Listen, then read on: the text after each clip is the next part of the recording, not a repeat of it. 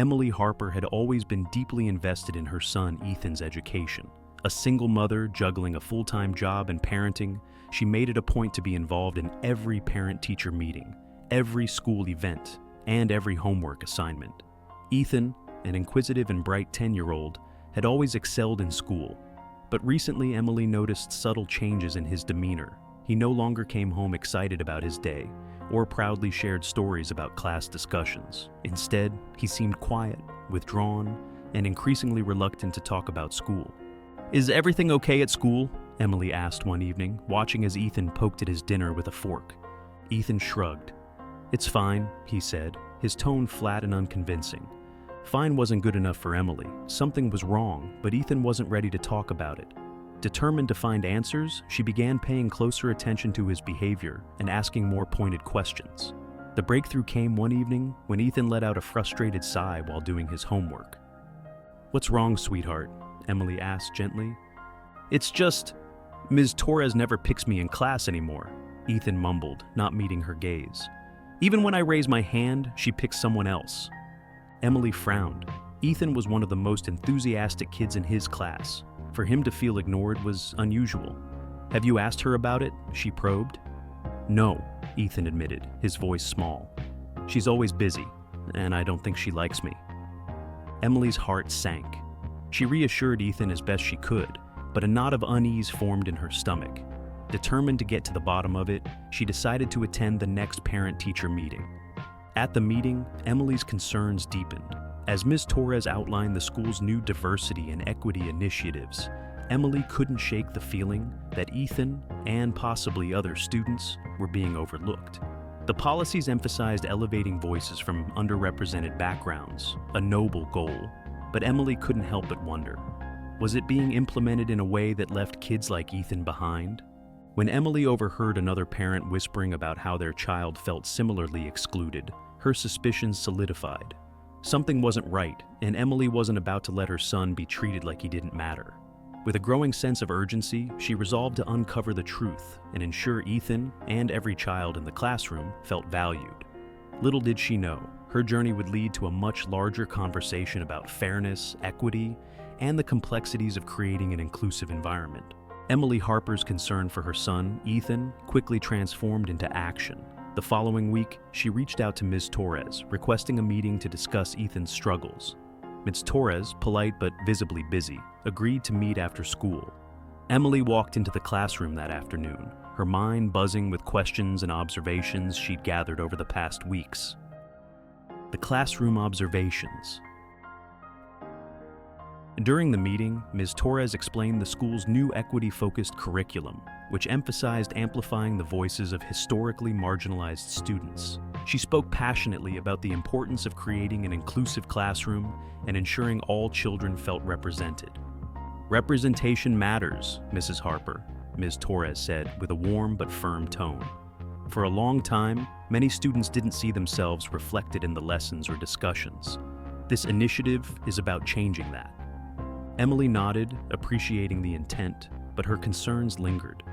"I completely understand that," she said carefully.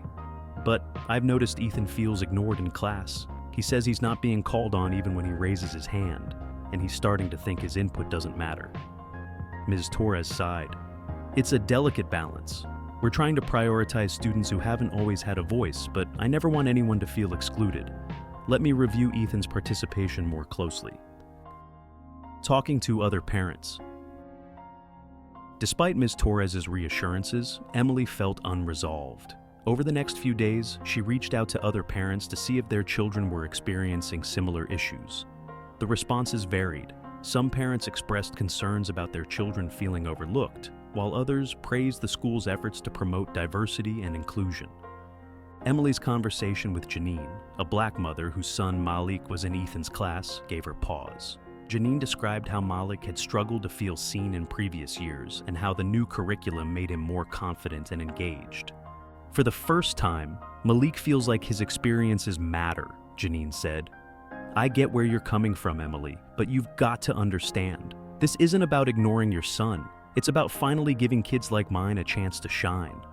Emily appreciated Janine's perspective, but couldn't shake her frustration.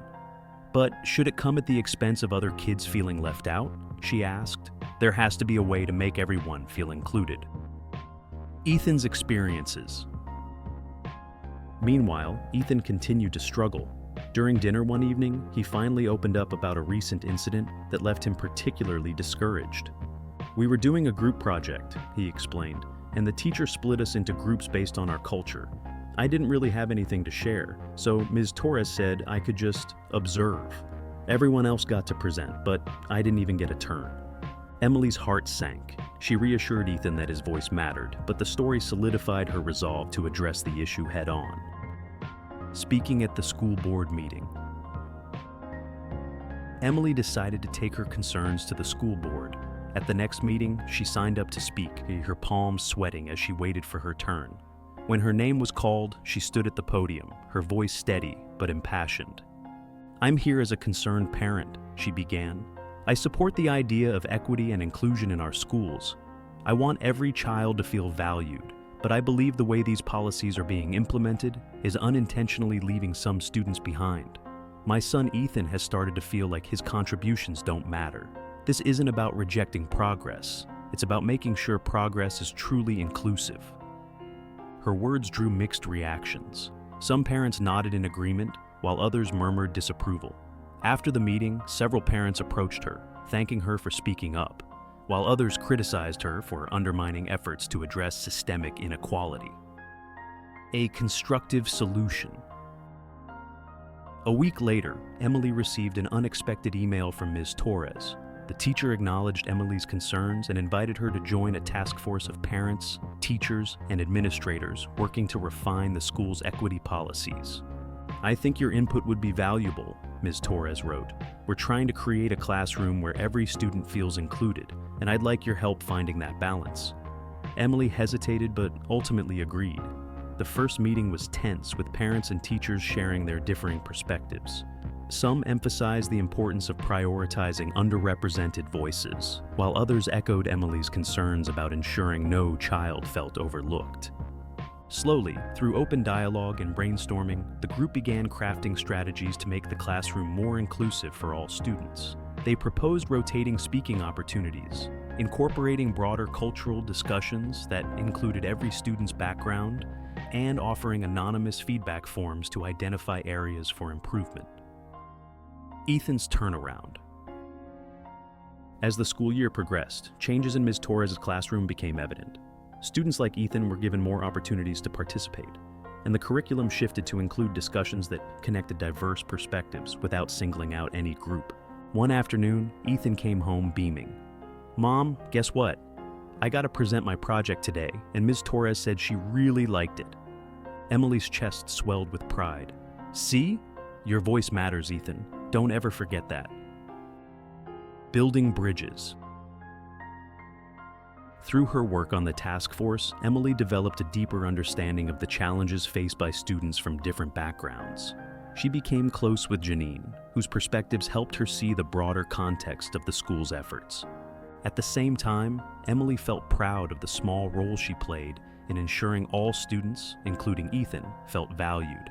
It wasn't about choosing sides. It was about creating a classroom environment where every child could thrive. Months after joining the task force, Emily Harper sat in the school's gymnasium, watching Ethan and his classmates perform a multicultural presentation. The event was the result of the task force's efforts to make the curriculum more inclusive while ensuring every child had a voice. Students shared their projects, highlighting their unique backgrounds, experiences, and family traditions. What struck Emily most was the enthusiasm on Ethan's face as he stepped up to the microphone. Hi, my name is Ethan Harper, he began confidently. And today, I'm going to tell you about how my mom and I celebrate game nights at home. It's our tradition, and it's one of the ways we stay close. The audience clapped warmly, and Emily felt a surge of pride. It wasn't just about Ethan's participation, it was about the fact that he now felt like he belonged, that his voice mattered. Reflections on change. After the presentation, Ms. Torres approached Emily, a warm smile on her face. Ethan did great up there, she said. He's been so much more engaged these past few months. Emily returned the smile. Thank you for making those changes. It's made a big difference. Ms. Torres nodded. Your feedback pushed us to reevaluate how we were doing things. I think we're in a much better place now. Later, as Emily walked to her car, she reflected on the journey that had brought them to this point. Her initial anger had been fueled by frustration and a sense of protectiveness for her son. But the process of working with other parents, teachers, and administrators had taught her valuable lessons. She had learned the importance of listening to perspectives beyond her own and the power of collaboration in creating real change. A balanced future. The task force's work didn't end with the multicultural presentation. They continued to refine policies, striving to find the balance between addressing systemic inequities and ensuring no child felt excluded. Emily remained actively involved, not just for Ethan, but for the entire community. For Emily, the experience had been transformative. She no longer saw equity as a zero-sum game, but as a shared responsibility to uplift every child. It wasn't about diminishing one voice to elevate another. It was about creating a space where all voices could coexist and thrive. Looking ahead. As Ethan climbed into the car, clutching his project proudly, he grinned at his mom. "Did you see me, Mom? I nailed it." Emily laughed, ruffling his hair. "I did, sweetheart, and I couldn't be prouder." Driving home, Emily felt a sense of peace. The journey hadn't been easy, but it had been worth it. Together, they had proven that when people work toward understanding and balance, every child can feel like they truly matter.